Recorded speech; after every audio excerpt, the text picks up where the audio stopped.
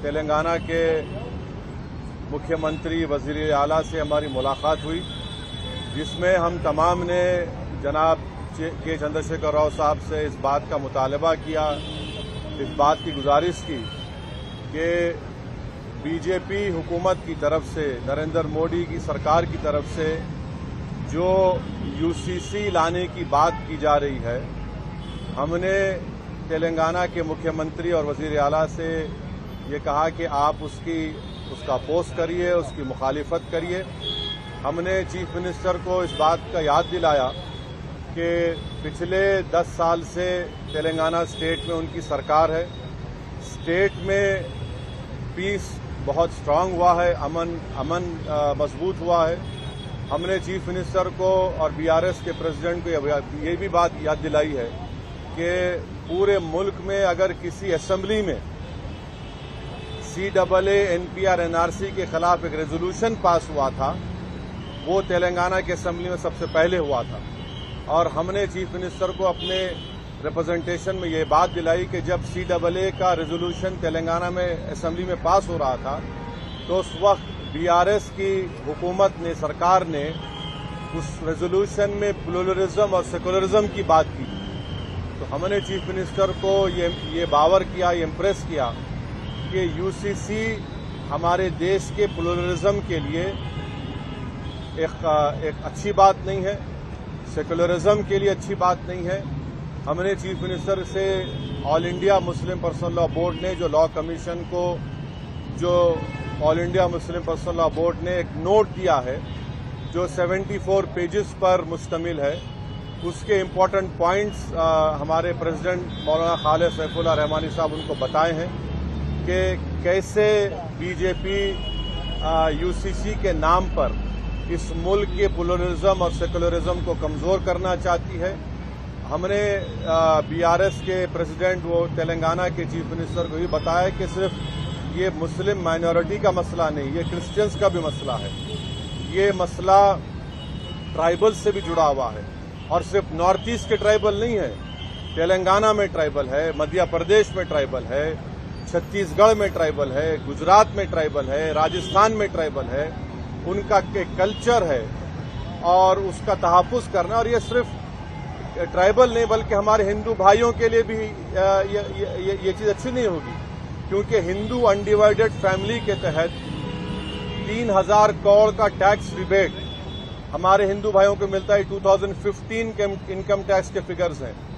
और अगर यूसीसी आएगा तो Hindu succession act, Hindu marriage act, ये तमाम चीजें खत्म हो जाएंगी। तो ये मुल्क के लिए ठीक नहीं है। हमारे मुल्क का प्लूरलिज्म हमारे मुल्क की खूबसूरती है, और भारत के प्रधानमंत्री को प्लूरलिज्म से एलर्जी है, वो प्लूरलिज्म को पसंद नहीं करते।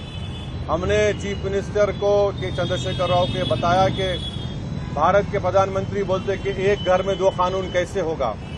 तो आज आप देखिए कि भारत के प्रधानमंत्री ने गलत कहा, मिसगाइड किया पूरे नेशन को। हमारे मुल्क में सीआरपीसी हर स्टेट में अलग है। हमारे मुल्क में 2 कानून है। अगर आप देखेंगे तो नागालैंड में सीआरपीसी का अभी तक इम्प्लीमेंटेशन नहीं हुआ। हमारे देश में अगर आप कोई बड़े बड़े मल्टीनेशनल कंपनीज है, उनका आर्बिट्रेशन की हमने सहूलत दी कि वो सिंगापुर जाकर आर्बिट्रेशन करा सकते। तो ये बात कहना प्रधानमंत्री का बिल्कुल गलत है। प्रधानमंत्री प्लूरलिज्म को पसंद नहीं करते। तो ट्राइबल का मसला है, सिर्फ नॉर्थ ईस्ट के ट्राइबल का नहीं है। अमित शाह अगर ये नागाज को बोल रहे हैं कि नहीं हम ट्राइबल्स को लॉ कमीशन एक्सेप्ट करेगा, तो फिर छत्तीसगढ़ के ट्राइबल का क्या होगा, तेलंगाना के ट्राइबल का क्या होगा, झारखंड के वो टेनेंसी लॉज का क्या होगा, छत्तीसगढ़ के ट्राइबल्स का क्या होगा। तो ये भारत की खूबसूरती, उसका प्लूरलिज्म है, उसकी डाइवर्सिटी है, जो आरएसएस और बीजेपी को पसंद नहीं आती है। तो इसलिए हम सीएम से बात किए और चीफ मिनिस्टर ने साफ और वाज़े अल्फाज में, in clear cut terms, chief minister ने कहा कि बीआरएस पार्टी यूसीसी का अपोज करेगी।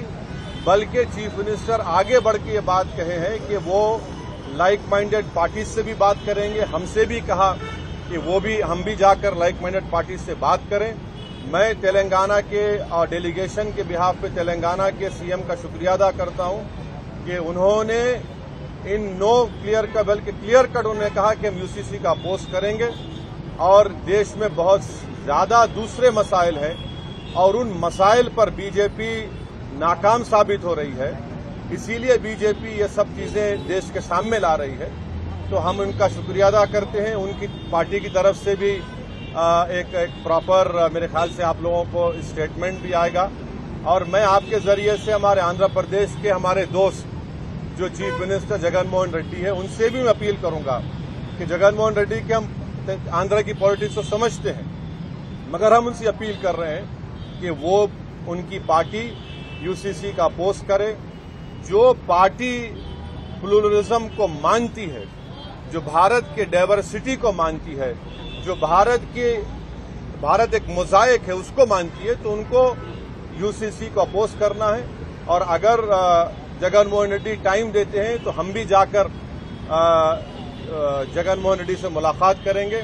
इस मीटिंग में और भी दूसरे इश्यूज भी उठे, माइनॉरिटी वेलफेयर के ताल्लुक से, ओवरसीज स्कॉलरशिप के ताल्लुक से, वक्फ प्रोटेक्शन के ताल्लुक से, ओल्ड सिटी में मेट्रो के ताल्लुक से, साथ ही साथ माइनॉरिटी फाइनेंस कॉरपोरेशन में जो लोन्स है, इंडिविजुअल लोन्स जो देना बंद किए हैं, तो चीफ मिनिस्टर ने कहा कि 4-5 दिन के अंदर वो एक 230 करोड़ रिलीज करेंगे, जिसमें ओवरसीज स्कॉलरशिप जो रुकी हुई है और दूसरे जो स्कीम्स है। तो ये एक मोटी मोटी बातचीत हुई है। तो हम ये सेक्रेटेरिएट के मसाजिद को जल्द से जल्द और जो दूसरे रिलीजियस स्ट्रक्चर्स हैं वहां पर प्लेसेस हैं उसको भी खोला जाएगा और गच्चीबौली में जो इस्लामिक सेंटर है उसका भी काम शुरू होगा। ये बहुत से इश्यूज के ऊपर सीएम ने हमसे कम 1.5-2 घंटे बातचीत हुई है।